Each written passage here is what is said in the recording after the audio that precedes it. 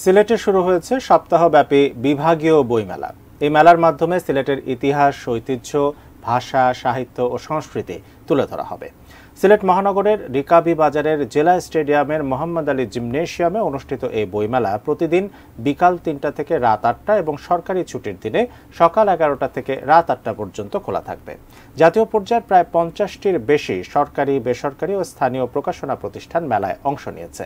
নতুন প্রজন্মের চিন্তাধারার সাথে তাল মিলিয়ে বইমেলাকে সাজানো হয়েছে যাতে তারা বই পড়ায় আগ্রহী হয়ে ওঠে। সংস্কৃতি বিষয়ক মন্ত্রণালয়ের পৃষ্ঠপোষকতায়, বাংলাদেশ পুস্তক প্রকাশক ও বিক্রেতা সমিতির সহযোগিতায় এবং বিভাগীয় কমিশনারের কার্যালয়ের ব্যবস্থাপনায় জাতীয় গ্রন্থকেন্দ্রের আয়োজনে চলবে মেলা ৪ মে পর্যন্ত।